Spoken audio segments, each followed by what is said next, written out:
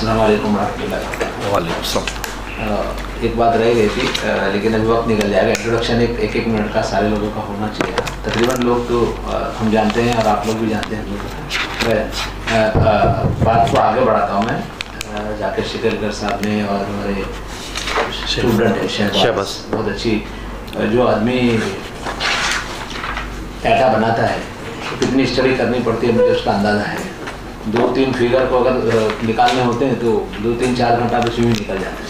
शहबाज बहुत मुबारक। और जाकिर भाई आपका काम जो है वो बोल रहा है और इंशाल्लाह आगे भी बोलेगा। आपका MMNF का बुनियादी बातें 2-3-4 मैं करूँगा आप लोगों के सामने, ज़्यादा वक्त नहीं लूँगा। फिगर्स हमारे पास आए, पहले भी थे। फिगर्स हम लोग समझने की कोशिश करते हैं, समझ नहीं पाते और वक्त निकल जाता है।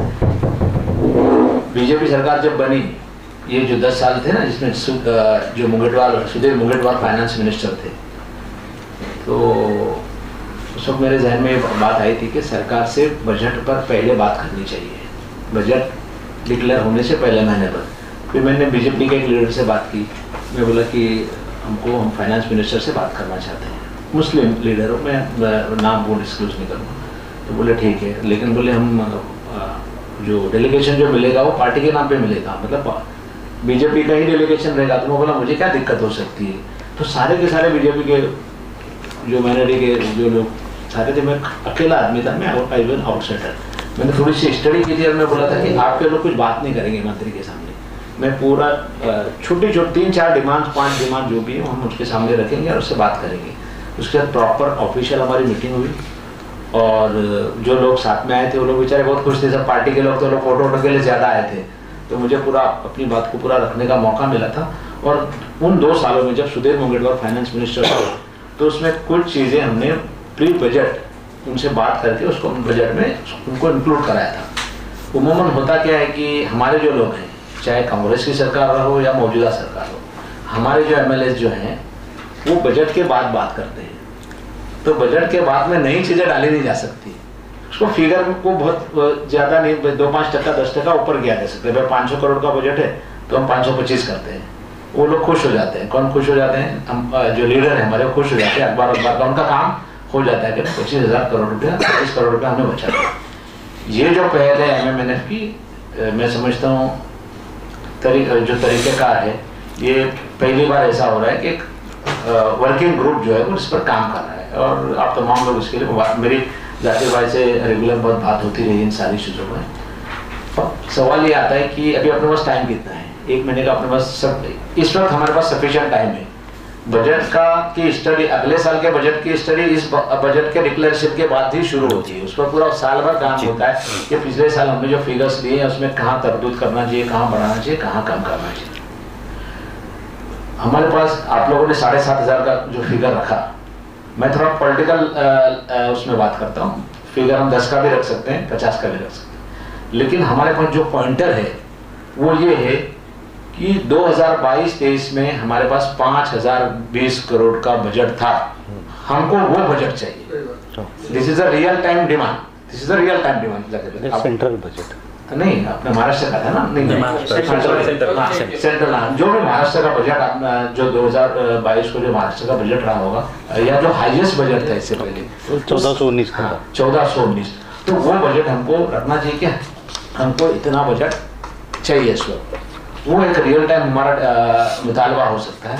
उसके अलावा प्री बजट में हम मेमोरेंडम बनाएंगे सारे। 1419 मिनिमम चाहिए ऐसा? हाँ, कम से कम जो मिनिमम, हाँ मिनिमम इतना नहीं, हम मिनिमम टू मिनिमम मैक्सिमम का पॉइंटर देना चाहिए। 4 ऑर्गेनाइजेशन जो है उनको हम ये कहेंगे कि आप इतना वो करो, इतना डिमांड करो। MMNF एक वो NGO है, वो कुछ अपने तरीके से, वो मैं आपको सजेस्ट नहीं करूँगा, आप तजर्बाकार रखें, आप अपने हिसाब से डिमांड करो। कुछ लोग ये कहें कि हमको मिनिमम जो हाईएस्ट बजट था वो हमको दे दो, इस बजट का यूटिलाइजेशन पूरी तरह से वो, ये हमारी जिम्मेदारी है 1 साल। उसके लिए आप जिम्मेदारी ले सकते हैं। वो आप ये कह सकते हैं कि हम पूरी जो NGOs है महाराष्ट्र की, उनको इन्वॉल्व करेंगे। एक पुरानी बात मैं आपको बताता हूँ। थेक्केकरा जब सेक्रेटरी थी, थेक्केकरा मैडम जब माइनॉरिटीज की वो थी, सेक्रेटरी थी, उस वक्त बम्बई की कुछ NGOs ने बहुत अच्छा दबाव बनाया था सरकार पर, और उन्होंने ये कहा, जिम्मेदारी ली कि बजट का मैक्सिमम यूटिलाइजेशन हो, उसके लिए हम काम करेंगे। और उस वक्त बहुत अच्छा काम हुआ था, और उस वक्त जो फंड जो यूटिलाइज हुआ था वो परसेंटेज वाइज देखेंगे तो डेट हाई अलोकेशन और यूटिलाइजेशन बहुत यूटिलाइजेशन था, बहुत हाईएस्ट लेवल का था, अच्छा खासा उसमें वो हुआ था। अगर एनजीओज सही ढंग से अगर काम करें हम लोग, मतलब एनजीओ, जब मैं एनजीओ की बात करता हूँ तो मैं खुद को भी इंक्लूड करता हूँ, किसी भी काम में मेरी आदत है मैं पहले खुद को इंक्लूड करता हूँ फिर दूसरों की बात करता हूँ। अगर हम लोग उसको तरीके से काम करेंगे तो मुझे नहीं लगता कि हम लोग 90% मतलब कम से कम 85-90% तक हम लोग पूरा फंड यूटिलाइज करवा सकते हैं। इसके लिए बात हुई इंशाल्लाह। दूसरी सबसे अहम बात जो आई है वो मार्टी की। मार्टी दो है, हम लोगों की मार्टी MARTY, फिर एक दूसरा मार्टी MRTY जो महाराष्ट्र सरकार का है। अजीत दादा पवार ने इसके लिए 6.5 करोड़ रुपए का प्रोविजन किया इसके एस्टेब्लिशमेंट के लिए, लेकिन वो एस्टेब्लिश नहीं हो पाया। इस बात को मैंने पर्सनल लेवल पर बहुत सारे लीडरों से बात की है जो इस वक्त सरकार में है, लेट में बी वेरी फ्रैंक। और मिलिट्री की ट्रेनिंग है और जितने रिक्रूटमेंट की ट्रेनिंग है उसके लिए हम लोग कोचिंग वगैरह सारा कर सकते हैं, सरकार करेगी, हम लोगों को उनको सजेशन देना है।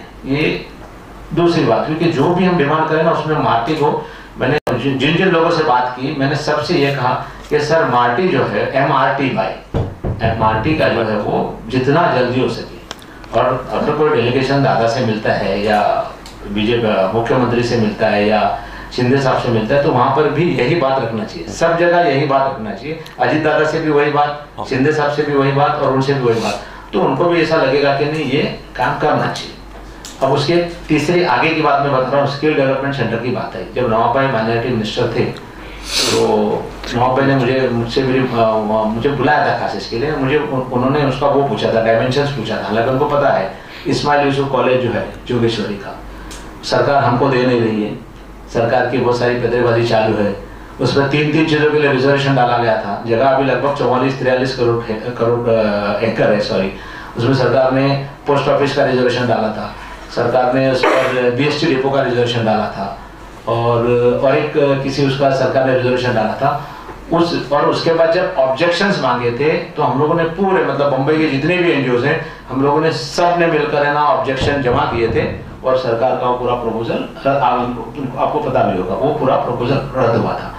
अगर स्किल तो नवाब भाई का प्रपोजल ये था कि हम स्किल डेवलपमेंट यूनिवर्सिटी का डिमांड करें माइनॉरिटीज के लिए या 50% माइनॉरिटी जो भी हो, और उसके लिए हम वहाँ का हम ये कहें कि जगह हमारी जगह सरकार के पास है उसमें से आप करो। उसके बाद मैंने वहाँ स्वाति वाहवाल एक प्रिंसिपल है वहाँ की आयोवा कॉलेज की, उनसे और नवाब भाई की मैंने एक मीटिंग भी लगवाई थी, लेकिन फिर उसके बाद नवाब भाई के साथ जो हुआ वो आप लोग जानते हो, बात अधूरी रह गई। तो हमारे पास एक मार्टी के लिए एक बहुत अच्छा सजेशन जो मैं कहना चाहूँगा आप लोगों के साथ, मैं इसलिए आप लोगों से शेयर कर रहा हूँ कि ज़्यादा से ज़्यादा लोगों में अवेयरनेस आए। स्किल डेवलपमेंट सेंटर अगर करना है और मार्टी के अंडर में तमाम ट्रेनिंग सेंटर्स वगैरह करने हैं तो इस्माइल यूसुफ कॉलेज की जगह हमारे पास बिल्कुल मुफ्त में है, बिल्कुल मुफ्त में मिल सकती है।